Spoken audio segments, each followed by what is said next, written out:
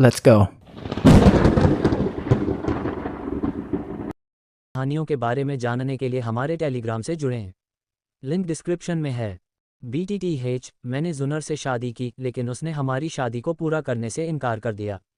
अध्याय 41, rock desert city में प्रवेश। जोड़ अंत में इतने प्रतिभाशाली, क्या वे सेंट्रल प्लेन्स से हो सकते हैं? हाइबोडोंग अब पूर्व डू सम्राट की ताकत वापस पा चुका था। शहर के बाहर हवा में मंडरा रहा था। जब उसने गूफी और लिटिल फेरी डॉक्टर को विशाल उड़ने वाले जादुई जानवर एमेथिस्ट विंगलान किंग पर सवार होकर जाते देखा तो उसके डुक्यूई के पंख फड़फड़ाने लगे। उसका मन भटक गया और उसने खुद से बड़बड़ाया। हाइडोंग ने विशाल जानवर को मिग बीस्ट माउंट के बाहरी क्षेत्र के रूप पहचाना, एक रैंक 6 जानवर एमेथिस्ट विंगलान किंग। रैंक 6 जानवर मानवीय दृष्टि से डू सम्राट बराबर था और एमेथिस्ट विंगलान किंग रैंक 6 के मध्य चरण में था, इसलिए हाइबोडोन को भी उसका सामना करते समय सावधान रहना पड़ा। अब जबकि हाइबोडोन की ताकत वापस आ गई थी और सील टूट गई थी, एक बार दुर्जय बर्फ सम्राट ने आखिरकार पूरी वापसी की थी। रानी मेडुसा द्वारा सील किए जाने के बाद उसने अपने दिन स्टोन डेजर्ट सिटी में एक छोटी सी दुकान चलाते हुए दयनीय ढंग से छुपकर बिताए थे। शायद इस बार हाइबोडोन को गूफी का सामना करने का सौभाग्य मिला था, या शायद उसके द्वारा भारी कीमत पर जबरन वसूली करना दुर्भाग्य था। अतीत में घमंडी और विद्रोही बर्फ सम्राट ने गूफी से सीधे लड़ाई की होगी, लेकिन अब इतने सालों तक छिपने के बाद उसका अहंकार फीका पड़ गया था। इसके अलावा हालांकि हाइबोडोन गूफी की ताकत को पूरी तरह से समझ नहीं पाया था, लेकिन उसने उस दुबले पतले युवक के भीतर छिपी भयानक शक्ति को महसूस किया। अपनी ताकत में अचानक उछाल के बावजूद हाइबोडोन के मन में गूफी को धोखा देने का कोई विचार नहीं था। उसे एहसास हुआ कि गूफी उससे कहीं अधिक शक्तिशाली थी। गूफी ने एक बार जो आभा छोड़ी थी वह हाइबोडोन के सामने आई किसी भी चीज से कहीं अधिक शक्तिशाली थी, यहाँ तक कि रानी मेडुसा से भी अधिक। उसके अंतर्ज्ञान ने उसे बताया कि यह रहस्यमय युवक बेहद खतरनाक था। हाइबोडोन को नक्शे के अवशेषों का सही उद्देश्य नहीं पता था जिसे गूफी ने उससे छीन लिया था, लेकिन वह जानता था कि वे जो रहस्य छिपाते थे वह महत्वपूर्ण था। आखिरकार वे अवशेष ही थे जिनकी वजह से रानी मेडुसा ने एक बार उसका शिकार किया था, जिससे उसकी सीलबंद शक्ति और दयनीय अस्तित्व की ओर। सांप लोगों की गर्वित और शक्तिशाली नेता रानी मेडुसा ने हतार पीछा किया था, जिससे पता चलता वे टुकड़े कितने मूल्यवान थे। मैं बहुत समय से गायब हूँ। राजधानी लौटने और ये देखने का समय आ गया है कि मेरे पुराने दोस्त कैसे हैं। आखिरकार है बोडोंग ने अपनी तनावपूर्ण भौं को आराम देते हुए आह भरी। उसने गूफी और नक्शे के टुकड़ों के बारे में सोचना छोड़ देने का फैसला किया। इन मामलों ने उसका बहुत समय और ऊर्जा ले ली थी। अब जब गूफी ने उन्हें ले लिया था, बोडोंग को राहत की एक लंबी खोई हुई भावना महसूस हुई। इस तरह के खजाने की रखवाली करते हुए लगातार इस डर से कि रानी मेडुसा प्रकट होगी और उसे मार डालेगी, थका देने वाला था। गूफी के हस्तक्षेप ने उस बोझ को हटा दिया था। जाने से पहले हेबोडोंग ने रेगिस्तान और मुख्य भूमि के किनारे स्थित विशाल शहर पर एक आखिरी नजर डाली। हवा में उड़ती पीली रेत का परिचित नजारा और खुशमिजाज लोगों से भरी चहल पहल भरी सड़कें अलविदा कहने के लिए तैयार होते ही अचानक ज्यादा कीमती लगने लगी। हेबोडोंग ने अक्सर सोचा था कि वह स्टोन डेजर्ट सिटी में बूढ़ा हो सकता है, हमेशा डर में जी रहा होगा, लेकिन किसी ने अब उसे अपने पुराने जीवन में लौटने का मौका दिया था।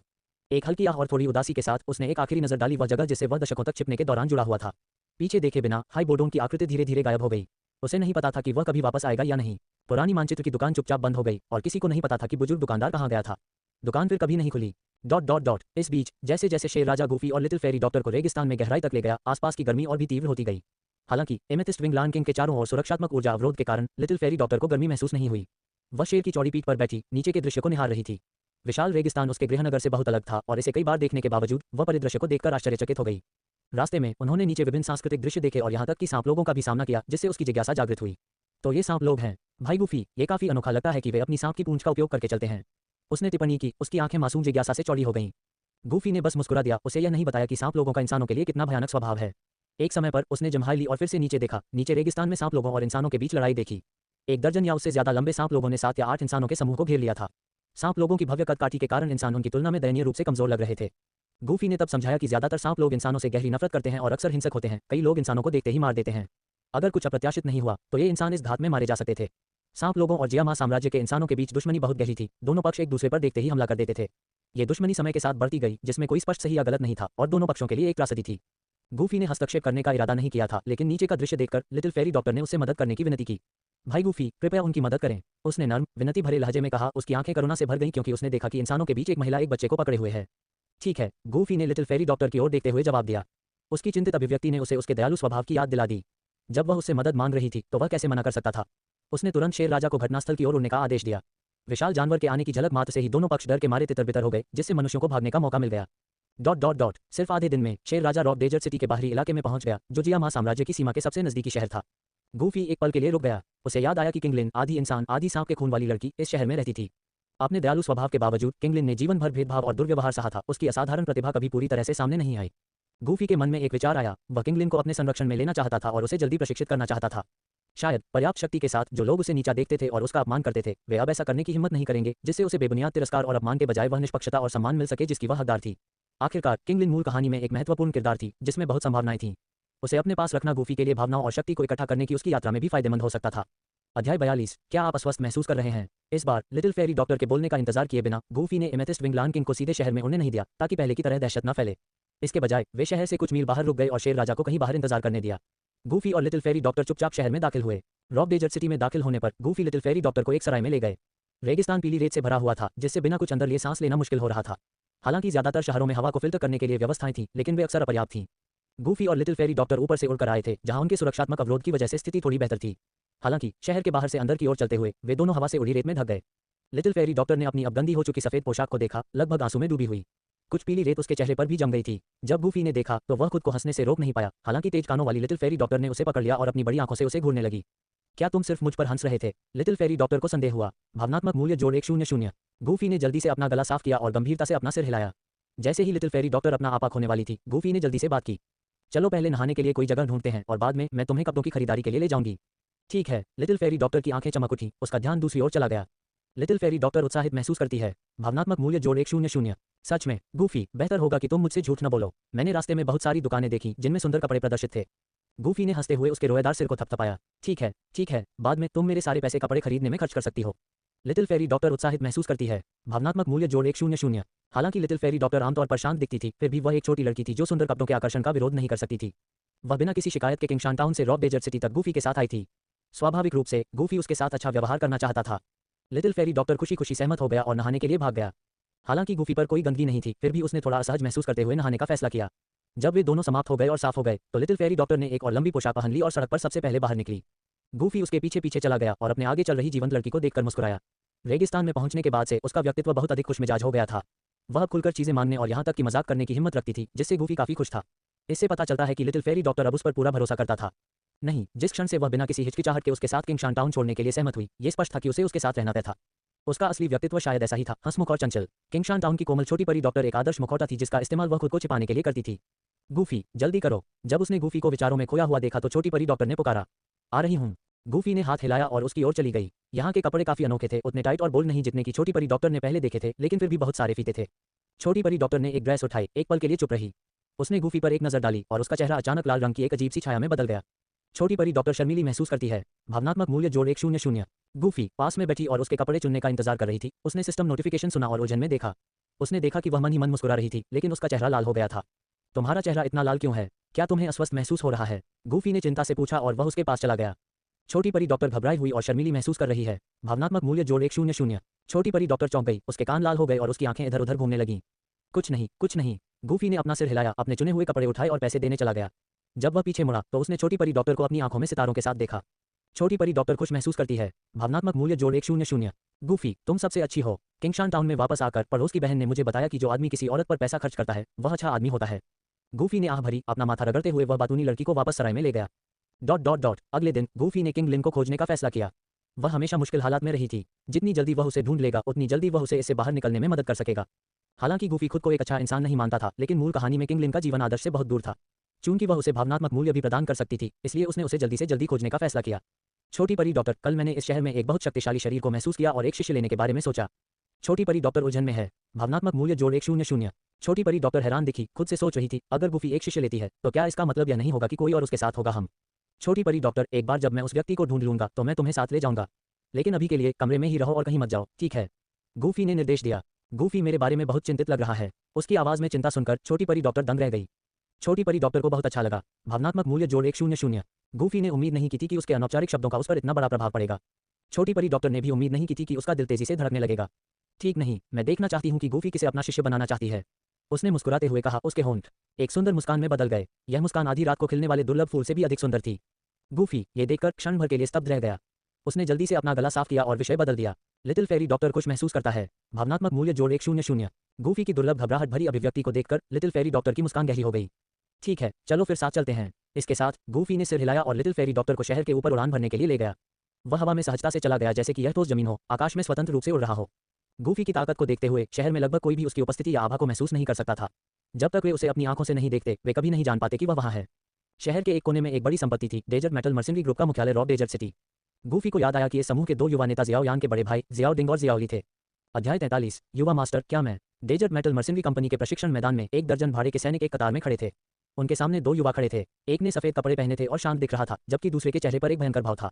ये दोनों जियाओ यान के बड़े भाई जियाओ डिंग और जियाओ ली थे, जो भाड़े के सैनिकों को युद्ध की तकनीक सिखा रहे थे। इस बीच डेजर्ट मेटल मर्सिनरी कंपनी के पिछवाड़े में हरे रंग के कपड़े पहने एक दुबली पतली लड़की, जिसके आधे चेहरे पर हरे बालों की एक चोटी थी, भीड़ के बीच अपना सिर नीचे करके चल रही थी। वह बहुत छोटी लग रही थी, शायद 14 साल की भी नहीं। उसकी पन्ना हरी आंखें शांत थीं, फिर भी एक अवर्णनीय आकर्षण था, जैसे कि एक सांप की ठंडी आंखें जो एक नजर से दूसरों को आकर्षित करने में सक्षम थीं। लड़की का रूप नाजुक और छोटा था, लेकिन उसने भीड़ में कभी अपना सिर नहीं उठाया। वह जहां भी जाती, हर कोई, चाहे वह भाड़े के सैनिक हो या समूह द्वारा नियुक्त नौकर, उसे तिरस्कार से देखता। वह अपना सिर नीचे करके चल रही थी और गलती से एक लंबे आदमी से टकरा गई। क्या तुम अंधी हो? तुम परेशान करने वाली चीज हो। तुम्हें देखना सिर्फ दुर्भाग्य है। वह आदमी नाराज होकर, जैसे ही उसने हरी चोटी और विदेशी हरी पोशाक देखी, पलटकर कोसने लगा। लड़की इस खुले द्वेष का सामना करते हुए डरपोक थी और कभी भी वापस लड़ने की हिम्मत नहीं कर पाई। वह केवल एकांत स्थान पर छिपने, नीचे झुकने, अपने सिर को अपने घुटनों में दबाने और चुपचाप रोने की हिम्मत कर पाई। छोटी लड़की, क्या तुम अब से नीची नजर से देखना बंद करना चाहती हो? अचानक किंगलिन के कान में एक आवाज गूंजी। ये गूफी थी, जो चुपचाप डेजर्ट मेटल मर्सिनरी कंपनी में घुस गई थी। किंगलिन अपनी चुपचाप सिसकियां रोक नहीं पाई, लेकिन आवाज सुनते ही उसने अपनी सांस रोक ली। किंगलिन को आश्चर्य हुआ। भावना मूल्य जोड़ 70। उसने जल्दी से ऊपर देखा और एक भाई और बहन की जोड़ी को देखा जो उससे कुछ साल बड़ी थी। ये दोनों स्वाभाविक रूप से गूफी और जियो जियान थे, जो डेजर्ट मेटल मर्सिनरी कंपनी में आए थे। वे दोनों अपनी उपस्थिति छिपाए हुए थे और आसमान से देख रहे थे कि किंगलिन के साथ कैसा अनुचित व्यवहार हो रहा था। हालांकि किंगलिन को मर्सिनरी कंपनी में रहने के लिए जगह मिल गई थी, फिर भी उसे बेवजह भेदभाव और मौखिक दुर्व्यवहार का सामना करना पड़ा। विशेष रूप से जियो जियान को सहानुभूति की लहर महसूस हुई। उसने पीछे से देखा था और कई बार हस्तक्षेप करने के लिए लगभग दौड़ पड़ी थी। जियो जियान को गुस्सा और दिल का दर्द महसूस होता है। भावना मूल्य जोड़ 100। जियो जियान की भावनाओं को देखने के बाद गूफी ने उसे किंगलिन की पृष्ठभूमि के बारे में बताया। जियो जियान ने पहले सुना था कि टैगर रेगिस्तान के पास कभी कभी सर्प लोगों द्वारा मानव महिलाओं का शोषण किए जाने के मामले सामने आते थे। आमतौर पर ऐसे मुठभेड़ों से गर्भधारण नहीं होता, हालांकि कुछ दुर्लभ अपवाद हैं जहां एक महिला गर्भधारण कर सकती है और बच्चे को जन्म दे सकती है। किंगलिन ऐसे ही मिलन से पैदा हुई एक बच्ची थी, जिसके शरीर में सर्प जाति का खून था। सर्प जाति और मनुष्य स्वाभाविक रूप से एक दूसरे के प्रति शत्रुतापूर्ण होते हैं। सैनिकों से लगभग सार्वभौमिक तिरस्कार का सामना करना पड़ा। रेगिस्तान के किनारे पर भाड़े के सैनिकों में सर्प जाति के लोगों के प्रति गहरी दुश्मनी थी। हालांकि किंगलिन दयनीय थी, लेकिन वे उसके भीतर सर्प जाति के खून के कारण घृणा महसूस करने से खुद को रोक नहीं पाए। किंगलिन, जिसके शरीर में मानव और सर्प जाति दोनों का खून था, ने दोनों पक्षों से भेदभाव और घृणा का दंश झेला। वह पूरी तरह से निर्दोष थी, उसने कोई गलत काम नहीं किया था। किंगलिन भ्रमित महसूस करती है। भावना मूल्य जोड़ 70। किंगलिन ने उलझन में गूफी और जियो जियान को देखा। इस समय गूफी हवा में तैर रहा था, उसके पैर जमीन को नहीं छू रहे थे। यह युवक स्पष्ट रूप से शक्तिशाली था, शायद रॉक डेजर्ट सिटी का सबसे शक्तिशाली व्यक्ति। किंगलिन को झिझक महसूस होती है। भावना मूल्य जोड़ 70। वह एक पल के लिए झिझकी, फिर थोड़ा सिर हिलाया, हालांकि उसकी आंखों में अभी भी डर का निशान था। यदि आप मेरा शिष्य बनने का फैसला करते हैं, तो मैं आपको सभी की प्रशंसा करने वाला एक शक्तिशाली व्यक्ति बना सकता हूं, गूफी ने कहा। किंगलिन को लालसा महसूस होती है। भावना मूल्य जोड़ 100। फिर जियो जियान ने किंगलिन से संपर्क किया, उसे राजी किया। हमारे साथ आओ, ये भाई बहुत शक्तिशाली है। भविष्य में जब आपकी ताकत बढ़ेगी तो कोई भी आपको धमकाने की हिम्मत नहीं करेगा। जियो जियान दयालु थी, उसकी कोमल आंखें किंगलिन को सहज महसूस करा रही थीं। किंगलिन थोड़ा और सहज महसूस करते हुए एक फीकी मुस्कान प्रकट की। किंगलिन को आराम महसूस हुआ। भावना मूल्य जोड़ 100। युवा गुरु, क्या मैं कर सकता हूँ? किंगलिन बहुत ही ललचाया हुआ कुछ आशंका के साथ गूफी को देखा। तुम कर सकते हो, चूंकि मैंने तुम्हें चुना है, इसका मतलब है कि तुम्हारे पास क्षमता है। गूफी ने सिर हिलाया। मैं तुम्हें अपना गुरु बनाने के लिए तैयार हूँ, युवा गुरु, किंगलिन ने गंभीरता से कहा। लेकिन डेजर्ट मेटल मर्सिनरी कंपनी के दो नेताओं ने मुझे अपने साथ लेकर और मुझे काम देकर मेरे प्रति दयालुता दिखाई है। मुझे जाने से पहले उन्हें अलविदा कहना होगा ताकि वे चिंता न करें। गूफी सहमत हो गया। उसने अपनी आध्यात्मिक शक्ति का उपयोग भाड़े के समूह को स्कैन करने के लिए किया और जल्दी से दोनों नेताओं को बुलाने के लिए एक संदेश भेजा। उसकी आवाज में भारी दबाव ने प्रशिक्षण मैदान में जियो डिंग और जियोली को चौंका दिया। जियो डिंग को आश्चर्य और डर महसूस हुआ। भावना मूल्य जोड़ 50। जियाओली को आश्चर्य हुआ। भावना मूल्य जोड़ 50। जियाओ डिंग और जियाओली जल्दी से वहां पहुंचे जहां गूफी थी। किंगलिन ने धीरे से समझाया कि उसने गूफी को अपना गुरु मान लिया है और वह वहां से चली जाएगी। उसने दोनों नेताओं के प्रति उनकी पिछली देखभाल के लिए आभार व्यक्त किया। जियाओ डिंग और जियाओली राहत महसूस करते हुए और कुछ हद तक आश्चर्यचकित महसूस करते हैं कि गूफी अपनी युवा उपस्थिति के बावजूद भयानक ताकत रखता है। उन्हें शुरू में डर था कि उन्होंने इतने मजबूत व्यक्ति को उकसाया है, लेकिन स्थिति सुनने के बाद वे किंगलिन के लिए खुश थे। जियाओ डिंग खुश महसूस करता है। भावना मूल्य जोड़ 50। जियाओली खुश महसूस करता है। भावना मूल्य जोड़ 50। किंगलिन की आपकी देखभाल के लिए आभार में ये 2 गोलियां लें। वे आपकी साधना को लाभ पहुंचाएंगी और कई छिपी हुई चोटों को ठीक करेंगी। गूफी ने उन्हें डू मास्टर की साधना के लिए फायदेमंद 2 गोलियां दी। इससे पहले कि वे प्रतिक्रिया कर पाते, वह किंगलिन और जियाओ जियान के साथ चला गया। जियाओ डिंग और जियाओली ने एक दूसरे को देखा, उनकी आंखें कृतज्ञता से भरी हुई थीं। धन्यवाद सीनियर। जियाओ डिंग आभारी महसूस करता है। भावना मूल्य जोड़ 50। जियाओली आभारी महसूस करता है। भावना मूल्य जोड़ 50। अध्याय 44 शरीर को जागृत करना। छोटी परी डॉक्टर का आश्चर्य। सराय में लौटने के बाद छोटी परी डॉक्टर और किंगलिन ने एक कमरा साझा किया। हालांकि किंगलिन एक युवा लड़की थी जिसकी शक्ल सूरत बहुत अच्छी थी, फिर भी वह अपनी उम्र के कारण कई चीजों के बारे में काफी भोली थी। छोटी परी डॉक्टर को गूफी के आसपास अन्य महिलाओं के होने से जलन महसूस नहीं हुई। इसके अलावा गूफी बस एक शिष्य बन रही थी और किंगलिन की पृष्ठभूमि दयनीय थी। किंगलिन, देखो कि तुम्हें इनमें से कोई पसंद है या नहीं। नहा लो और एक पहन लो, छोटी परी डॉक्टर ने कहा। उसने कई नए कपड़े रखे थे जो उसने अभी अभी खरीदे थे और जो किंगलिन को फिट आएंगे। धन्यवाद बहन जियाओ जियान। किंगलिन की आंखें थोड़ी लाल हो गईं क्योंकि उसने चुपचाप अपना आभार व्यक्त किया। उनसे मिलना वास्तव में उसके लिए सौभाग्य की बात थी। अगले दिन वे तीनों गूफी, लिटिल फेरी डॉक्टर और किंगलिन सुबह जल्दी उठे और रॉक डेजर्ट सिटी में घूमे। पहले तो किंगलिन थोड़ा संकोची था क्योंकि गूफी और लिटिल फेरी डॉक्टर की आभा भाड़े के सैनिकों के समूह के लोगों से बिल्कुल अलग थी। खासकर गूफी, जो दिखने में बहुत ही साधारण लग रहा था, लेकिन उसका डुक्यूई विशेष रूप से तीव्र नहीं था। फिर भी किंगलिन ने उसके प्रति श्रद्धा की भावना महसूस की, यह मानते हुए कि वह अब तक का सबसे शक्तिशाली व्यक्ति था। लिटिल फेरी डॉक्टर ने रास्ते में उससे बातचीत की, उसे आराम करने और खुद को बाहरी व्यक्ति के रूप में न देखने के लिए प्रोत्साहित किया। गूफी और लिटिल फेरी डॉक्टर दोनों ने उसके साथ एक बच्चे की तरह व्यवहार किया, जिससे वह अधिक सहज महसूस करने लगी। धीरे धीरे उसने अपना सिर ऊपर उठाना शुरू कर दिया, जो हमेशा नीचे रहता था, और उसके चेहरे पर एक उज्ज्वल मुस्कान दिखाई दी। वह एक लापरवाह 14 वर्षीय लड़की की तरह दिखने लगी। हालांकि जब कभी कभी वह उनसे नजरें मिलाती तो किंगलिन की आंखों में आत्मसंदेह की एक झलक उभर आती और वह जल्दी से नजरें फेर लेती। वह नहीं चाहती थी कि वे उसकी ठंडी, हरी सांप जैसी आंखें देखें। छोटी परी डॉक्टर चौकस होने के कारण इस पर ध्यान देती और गूफी से चुपचाप इसका जिक्र करती। किंगलिन इतनी आत्मचेतन है, अतीत में उसके साथ अक्सर भेदभाव किया गया होगा, उसने कुछ दुख के साथ कहा। गूफी ने जल्दी से उसे आश्वस्त किया, मैं कोई रास्ता सोचूंगी। लिटिल फेरी डॉक्टर ने गूफी पर बिना शर्त भरोसा किया। अगर उसने कहा कि वह इसे संभाल लेगा तो उसे पता था कि उसे बस इंतजार करना होगा और देखना होगा। कुछ दिनों के लिए किंगलिन को साथ लाने के बाद गूफी ने फैसला किया कि अब उसकी क्षमता को जगाने का समय आ गया है। अतीत में उसे इसलिए परेशान किया गया क्योंकि वह अपनी क्षमताओं की सही सीमा नहीं जानती थी। अगर किंगलिन अपनी प्रतिभा का पूरा उपयोग कर सकती तो कौन उसे नीची नजर से देखने की हिम्मत करेगा। अगर उसे उन सांप जैसी आंखों में अपार शक्ति का एहसास होता जिसे दूसरे लोग तुच्छ समझते थे, तो शायद वह खुश भी होती, ये जानकर कि उसके पास खुद की और उन लोगों की रक्षा करने की ताकत है जिनकी वह परवाह करती है। किंगलिन के पास शक्तिशाली triple Z green snake flower pupils क्षमता थी, जिससे वह सांप जैसे जीवों को नियंत्रित कर सकती थी और उनकी ऊर्जा को अपने इस्तेमाल के लिए अवशोषित कर सकती थी। उसकी क्षमता असाधारण थी। Triple Z green snake flower pupils के नाम से जानी जाने वाली ये दुर्लभ क्षमता jade green snake flower pupils लाखों में एक था। अगर किंगलिन इसका सही तरीके से इस्तेमाल कर पाती तो उसका भविष्य उज्जवल होता। शुरू में गूफी की भूमिगत मैग्मा क्षेत्र में जाने की कोई योजना नहीं थी क्योंकि वहां की विशेष लॉ पहले ही मेडुसा द्वारा ले ली गई थी, जिससे केवल ग्रीन लोड्स प्लेटफॉर्म और कोर फायर लोड सीड्स ही बचे थे, जो उसके लिए बहुत कम उपयोगी थे। वह वहां जाकर समय बर्बाद नहीं करना चाहता था, लेकिन अब उसने अपना मन बदल लिया। उसे किंगलिन को वहां लाने की जरूरत थी ताकि उसकी प्रतिभा को जगाया जा सके और दो सिर वाली लॉ आत्मा सर्प को नियंत्रित किया जा सके। साथ ही वह ग्रीन लोड्स प्लेटफॉर्म और कोर फायर लोड सीड्स को पुनः प्राप्त कर सकता था। हालांकि वे उसके लिए उपयोगी नहीं थे, लेकिन वे लिटिल फेरी डॉक्टर और किंगलिन को उनकी साधना में तेजी लाने में मदद कर सकते थे। उस रात गूफी ने लिटिल फेरी डॉक्टर और किंगलिन को योजना के बारे में बताया। किंगलिन उत्साहित महसूस करता है। भावना मूल्य जोड़ 70। किंगलिन की उत्तेजना लगभग स्पष्ट थी जब उसने सुना कि वे एक यात्रा पर जा रहे थे। वह जल्दी से अपने कमरे में लौट आए, लेकिन वह और लिटिल फेरी डॉक्टर इतनी देर तक बातें करते रहे कि उसे नींद नहीं आई। आखिरकार वह अभी भी एक छोटी लड़की थी और यह उसका पहली बार ऐसी सैर पर जाना हो सकता था। अगली सुबह गूफी लिटिल फेरी डॉक्टर और किंगलिन को बाहर ले गया। मूल कहानी के अपने ज्ञान के साथ वह मैग्मा क्षेत्र के अनुमानित स्थान को जानता था। जैसे जैसे वे करीब आते गए, उसकी शक्तिशाली आत्मा वहां की अनोखी ऊर्जा को महसूस कर सकती थी। तो ये वह जगह है। किंगलिन को संकोच महसूस होता है। भावना मूल्य जोड़ 70। रेगिस्तान में पहुंचने पर किंगलिन हिचकिचाती हुई दिखी। उसने अपनी सांस के नीचे कुछ बुदबुदाया, लेकिन गूफी ने इसे स्पष्ट रूप से सुना और जवाब नहीं दिया। इसके बजाय ये लिटिल फेरी डॉक्टर थी जिसने उसे उत्सुकता से देखा। क्या हुआ किंगलिन? लिटिल फेरी डॉक्टर की चिंतित निगाहों को देखकर किंगलिन ने बोलने का फैसला करने से पहले संकोच किया। वह गूफी की ओर मुड़ी, ये जानते हुए कि वह उनमें से सबसे शक्तिशाली था और उसकी चिंताओं को समझेगा। भाई गूफी, आधे साल पहले मैंने इस जगह के बारे में कुछ असामान्य महसूस किया। एक बहुत मजबूत उपस्थिति यहाँ से गुजरी। वह उपस्थिति कुछ हद तक मेरे वंश के समान महसूस हुई। जब उसने अपनी वंशावली का जिक्र किया तो किंगलिन की आवाज लड़खड़ा गई और उसने जल्दी से उसे अनदेखा कर दिया। और उस उपस्थिति के सामने सैंड मर्सेनरी कंपनी का नेता भी कहीं कमजोर लगेगा, किंगलिन ने कहा। लिटिल फेरी डॉक्टर उत्सुक हो गई और किंगलिन को घूरने लगी, जिससे वह थोड़ी शर्मीली हो गई। उसने उम्मीद नहीं की थी कि किंगलिन दर्जनों मील दूर से एक शक्तिशाली प्राणी को महसूस कर सकती है। याद करते हुए कि कैसे गूफी ने कहा था कि किंगलिन असाधारण रूप से प्रतिभाशाली है और उसे एक शिष्य के रूप में लेना चाहती है, लिटिल फेरी डॉक्टर को समझ में आने लगा। किंगलिन, तुम सही हो। एक शक्तिशाली प्राणी वास्तव में यहाँ से आया था। गूफी ने किंगलिन की बात सुनने के बाद पुष्टि की। फिर उसने अपनी डुक्यूई का इस्तेमाल किया, जल्दी से हवा में उड़ गया। ऊपर मंडराते हुए उसने रेगिस्तान में एक जगह की ओर अपना हाथ बढ़ाया। एक पल के लिए हवा रुक गई और रेत एक तरफ खिंच गई, तेजी से बाहर की ओर फैल गई। कुछ ही समय में रेत के नीचे एक मार्ग दिखाई दिया। किंगलिन को झटका लगा। भावनात्मक मूल्य जोड़ 70। भाई गूफी, क्या तुमने यह महसूस किया? तुम अद्भुत हो, किंगलिन ने कहा। गूफी ने कितनी आसानी से एक छिपे हुए मार्ग को उजागर किया, ये देखकर आश्चर्यचकित थी। हालांकि वह जानती थी कि वह शक्तिशाली है, फिर भी उसकी गति ने उसे आश्चर्यचकित कर दिया। गूफी ने शांति से मुस्कुराते हुए जमीन पर उतरा। फिर उसने लिटिल फेरी डॉक्टर और किंगलिन को रहस्यमय मार्ग में ले जाकर उन्हें उसके सबसे गहरे हिस्से में ले गया। इस भूमिगत क्षेत्र में अग्नि ऊर्जा अविश्वसनीय रूप से घनी थी और तापमान बहुत अधिक था। उनके चारों ओर की हवा गर्मी से विकृत लग रही थी और ऊर्जा की चिलचिलाती लहरें छोटे से स्थान को भर रही थीं। हालांकि गूफी की डुक्यूई ने उनकी रक्षा की। लिटिल फेरी डॉक्टर और किंगलिन को कोई नुकसान नहीं हुआ। पहली बार ऐसी डुक्यूई ढाल का अनुभव करने वाली किंगलिन ने काफी देर तक जिज्ञासा से इधर उधर देखा। वे मार्ग के अंत तक पहुंचने से पहले कुछ देर तक चले। मार्ग के अंत में एक भूमिगत मैग्मा झील थी। विशाल गुफा में उग्र लाल मैग्मा धीरे धीरे बहता था। कभी कभी मैग्मा में बड़े बुलबुले बनते थे जो एक हल्की आवाज के साथ फट जाते थे, जिससे झुलसता हुआ मैग्मा एक उग्र लाल आतिशबाजी की तरह हवा में उछलता था। अध्याय 45। सर्प युवती यूमेई। गूहे ने अपनी उपस्थिति का खुलासा किया। लिटिल फेरी डॉक्टर और किंगलिन दोनों ही चकित थे। उनके सामने शानदार ज्वलंत दृश्य देखकर मोहित हो गए, जिससे वे रुक गए।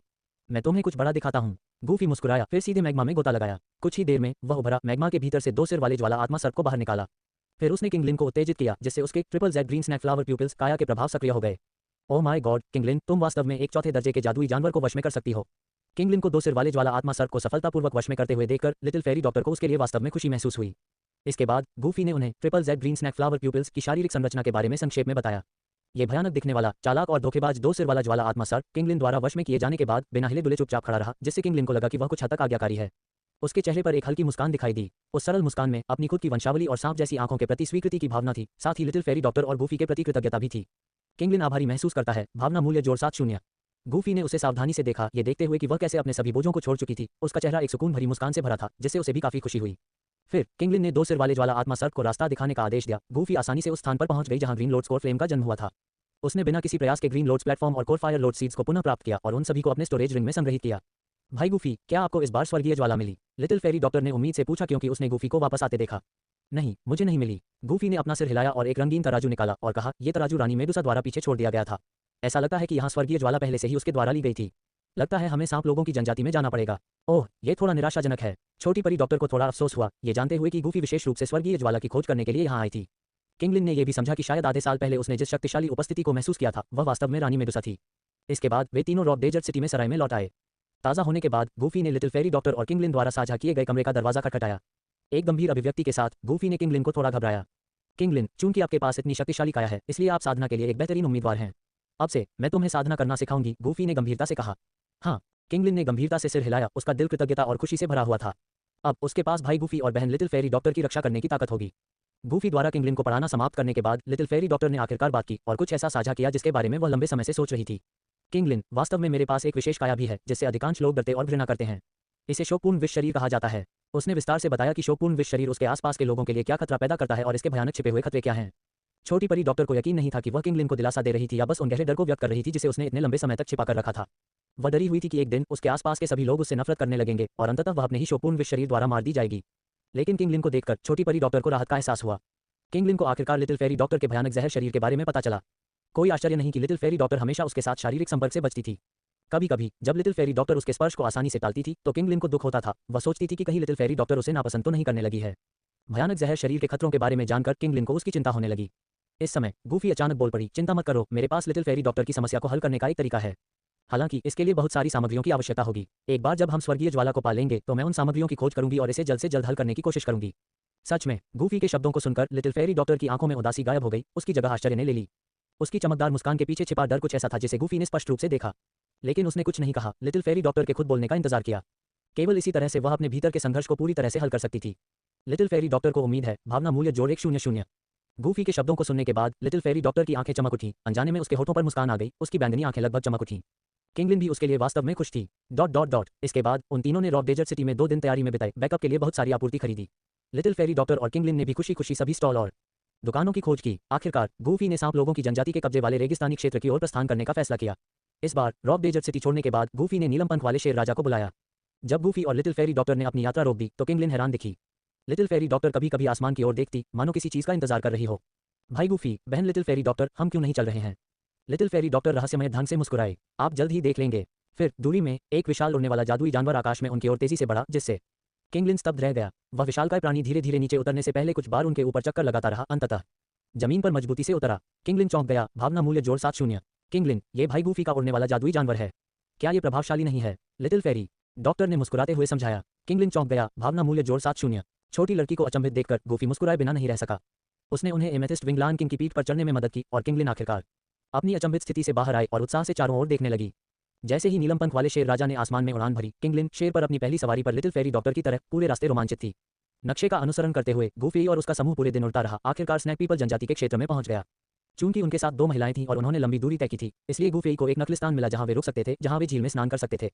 ये स्थान हमारे मेई स्नैक जनजाति का क्षेत्र है, कृपया तुरंत चले जाएं। नीलम पंख वाले शेर राजा की विशाल आकृति ने स्वाभाविक रूप से क्षेत्र में प्रवेश करते ही मेई स्नैक जनजाति का ध्यान आकर्षित किया।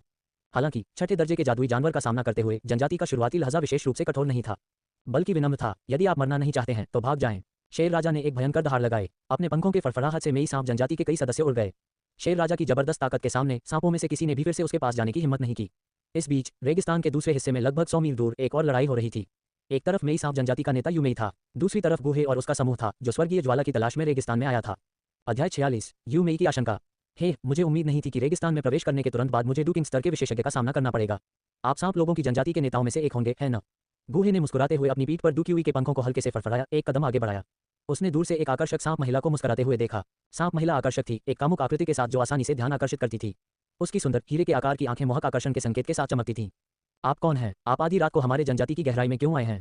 क्या आपको नहीं पता कि यह क्षेत्र मनुष्यों के लिए वर्जित है? यूमेई की आकर्षक मुस्कान गायब हो गई, उसकी जगह एक ठंडी, सख्त अभिव्यक्ति ने ले ली।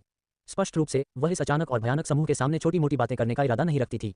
हम रानी को देखना चाहते हैं, गूहे ने सीधे कहा। महारानी, महारानी को देखा। यूमेई की खूबसूरत आंखें एक खतरनाक चाप में सिकुड़ गईं जब उसने व्यंग्य किया, हमारा सांप जनजाति वर्षों से मनुष्यों के साथ विवाद में है। चर्चा करने के लिए क्या है? यदि आप समझदार हैं तो आप तुरंत चले जाएंगे, अन्यथा जब हमारे सांप जनजाति के 8 नेता इकट्ठा होंगे तो जियामा साम्राज्य में मजबूत सेनानियों की संख्या काफी कम हो जाएगी। यूमेई ने धमकी दी। ऐसा लगता है कि बात करने के लिए कुछ भी नहीं है, गूहे ने कहा, स्पष्ट रूप से उसकी धमकी से भयभीत नहीं था। जैसे ही उसने बोलना समाप्त किया, उसके बगल में 2 राजा यूमेई को घेरने लगे। प्रतिकूल स्थिति को समझते हुए यूमेई ने पीछे हटने का फैसला किया। नकलिस्तान में वापस मेई सांप जनजाति के सांप लोग शेर राजा की उपस्थिति से भयभीत होकर नकलिस्तान के पास जाने की हिम्मत नहीं कर पाए, इसके बजाय संदेश भेज रहे थे। छठी श्रेणी का जादुई जानवर, यहाँ तक कि उनका सबसे मजबूत नेता यूमेई भी इसे रोकने में असमर्थ होगा। इसके अलावा यूमेई पहले ही जा चुकी थी। शेष सांप लोग केवल शेर राजा और गूफी के समूह पर सतर्क नजर रख सकते थे, उनकी आंखें सावधानी से भरी हुई थीं। ये सांप लोग, जो आमतौर पर देखते ही इंसानों का वध कर देते थे, अब हमला करने की हिम्मत नहीं कर रहे थे। लिटिल फेरी डॉक्टर और किंगलिन के नहाने और साफ कपड़े पहनने के बाद गूफी ने आगे बढ़ने का फैसला किया।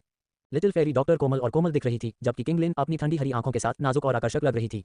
रेगिस्तान के कम रूढ़िवादी कपड़े पहने दोनों महिलाएं अपनी सुंदरता में अद्भुत थीं। रेगिस्तान में भीषण गर्मी थी, हालांकि डुक्यूई द्वारा संरक्षित लिटिल फेरी डॉक्टर को यह परेशानी भरा लगा और उसने किंगलिन के उदाहरण का अनुसरण करते हुए अपने लंबे बैंगनी बालों को बांधा और उसे अपने कंधे पर लटका दिया। उसके सुंदर रूप को देखकर गूफी क्षण भर के लिए स्तब्ध रह गई। छोटी परी डॉक्टर खुली पोशाक पहने हुए, जिससे उसकी गोरी भुजाएं दिख रही थीं, शर्म से लाल हो गई। गूफी की निगाहों को देखते हुए उसके कान लाल हो गए और उसने जल्दी से दूसरी ओर देखा। छोटी परी डॉक्टर को शर्मा रही है। भावना मूल्य जोड़ 100। वे तीनों नीलम पंख वाले शेर राजा पर सवार हो गए और रेगिस्तान में और आगे बढ़ गए। जैसे जैसे रात ढलती गई, दूर क्षितिज पर एक जनजाति का विशाल किला धीरे धीरे दिखाई देने लगा। किला रोशनी से जगमगा रहा था, हालांकि टिमटिमाती रोशनी अशांति का एहसास करा रही थी। दर्जनों मीटर ऊंची ऊंची दीवारें तीर के टावरों से घनी थीं। हल्के बैंगनी रंग से रंगे तीरों की नोकें चांदनी में ठंडी चमक रही थीं, जो हर कोने पर सटीक और ठंडी तरह से निशाना साध रही थीं। इन तीरों से मारा गया कोई भी व्यक्ति छेदों से भरा होगा। लेकिन अजीब बात यह है कि किले की कड़ी सुरक्षा के बीच से एक विशाल रास्ता जबरदस्ती बनाया गया था। इससे भी अधिक विचित्र बात यह है कि इस रास्ते के पास के सभी तीर टावरों को किसी अज्ञात शक्तिशाली बल द्वारा टुकड़े टुकड़े कर दिया गया था। गूफी ने दूर से गढ़ को टूटते हुए देखा, वह सोच में पड़ गया। क्या ये हो सकता है कि गूफी और उसका समूह हमसे आगे आ गया और मेइस्नैक जनजाति के किले में जबरन घुस गया? गूफी ने आगे के किले को देखते हुए मन ही मन सोचा। हालांकि उसे याद आया कि मूल कहानी में गूफी और उसका समूह अभी तक इस बिंदु पर नहीं निकला था। लेकिन विनाश के संकेतों से ये केवल गूफी का समूह ही हो सकता है। किसी और के पास इतनी ताकत नहीं थी और ऐसी शक्ति वाला कोई भी व्यक्ति अचानक रेगिस्तान में गहराई तक नहीं जाएगा और मेइस्नैक जनजाति का ठीक से पता नहीं लगाएगा। तो ये गूफी ही होना चाहिए था, जिसने किसी विशेष कारण से तय समय से पहले काम किया था। लेकिन गूफी ने जल्द ही अपने अति विचार को दूर कर दिया। शायद इस दुनिया में उसके आने से कुछ तितली प्रभाव पैदा हुए थे। कुछ घटनाओं का अपने मूल मार्ग से भटक जाना सामान्य बात है और उसे इस पर ध्यान देने की आवश्यकता नहीं थी। गूफी ने किले की ओर देखा और फैसला किया कि उसे इतना सतर्क रहने की आवश्यकता नहीं है। आखिरकार ये सांप लोगों का क्षेत्र था। शेर राजा, सीधे आगे बढ़ो। रुको मत, गूफी ने आदेश दिया। नीलम पंख वाले शेर राजा ने एक पल के लिए विराम लिया, फिर पूरी गति से आगे बढ़ते हुए सीधे मेई सांप जनजाति की ओर बढ़ गया। सांप लोगों की जनजाति के भीतर पहरेदारों ने शुरू में कुछ भी गलत नहीं देखा। जब तक उन्होंने दूर से विशाल जानवर को आते नहीं देखा, तब तक उन्हें एहसास नहीं हुआ कि कुछ गड़बड़ है। इसे रोको, किसी ने गुस्से में चिल्लाया। तुरंत दीवारों से ठंडे तीर और कई जहरीले भले उड़ गए। शेर राजा ने घृणा से नाक सिकुड़ी। क्या इन सांप लोगों ने इसे कम आंका? क्या उन्हें लगा कि वे कुछ छोटे जहरीले हमलों से इसे रोक सकते हैं? अपने पंखों को फड़फड़ाते हुए शेर राजा ने एक शक्तिशाली तूफान बुलाया। हवा ने जहरीले भालों को उड़ा दिया, जो हानिरहित रूप से जमीन पर गिर गए। शेर राजा बिना विचलित हुए हमलों को अनदेखा करते हुए उड़ता रहा। गूफी खून का प्यासा नहीं था, जनजाति के क्षेत्र में अपने बलपूर्वक प्रवेश के बावजूद किसी को भी मारने से परहेज किया। उसने केवल शेर राजा को बिना किसी नुकसान के किले के ऊपर से उड़ाया।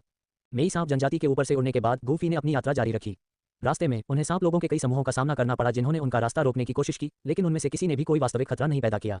नीलम पंख वाले शेर राजा ने आसमान में ऊंची उड़ान भरी, जो ज्यादातर जमीनी हमलों की पहुंच से बाहर था।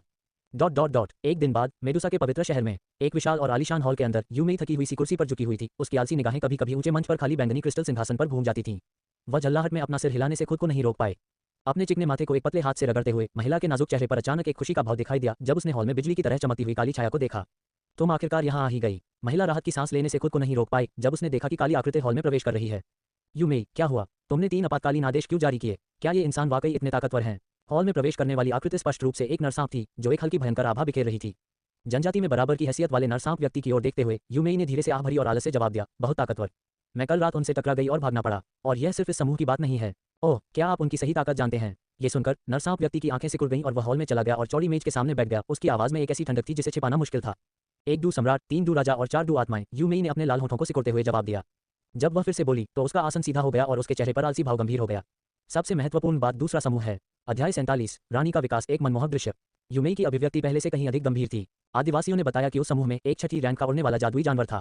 एक छठी रैंक का जादुई जानवर। इन लोगों ने अचानक इतने शक्तिशाली प्राणियों को क्यों इकट्ठा कर लिया है? मोबासी नरसर्प पुरुष ने गहरी भौहें सिकुड़ी। उसकी अभिव्यक्ति स्पष्ट रूप से अधिक गंभीर थी। क्या आप छठी रैंक के जादुई जानवर के साथ आने वाले अन्य लोगों की ताकत जानते हैं?